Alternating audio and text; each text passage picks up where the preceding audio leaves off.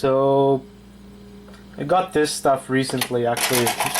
This is from the previous video. These are Nintendo and Super Nintendo game cartridges.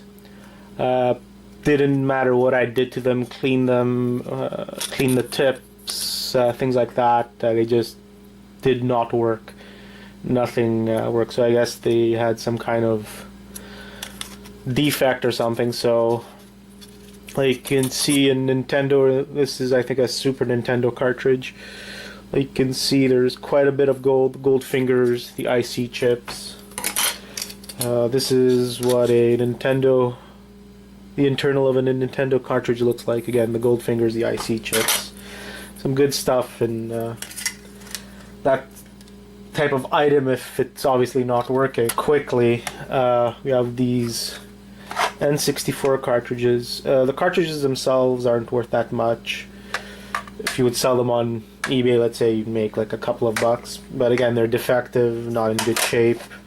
I cleaned them multiple times using tricks found on YouTube and everything, and it just didn't work. So again, they're very similar to the Nintendo and Super Nintendo cartridges. So there's all the gold tipped here, and for sure once you crack it open there'll be IC chips and everything. Just break it.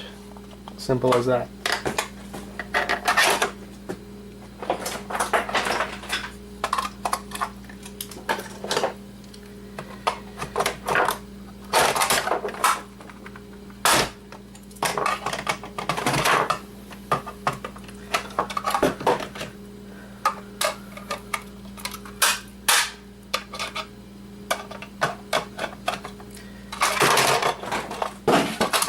A little tough here.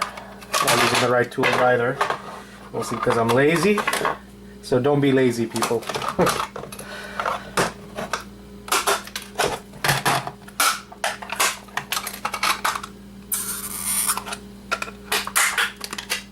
So there you go. So we busted it open. So like you can see, the internals is pretty much like I said. You have the gold tips here, some IC chips, so you got some gold in there, so that's good. So this is all going to be the same.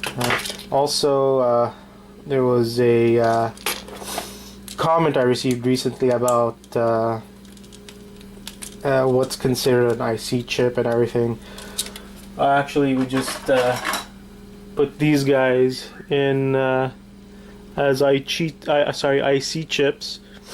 I figured after looking on board sort, trying to figure out you know, what they would be. My best guess was that, but someone told me that no, those would be considered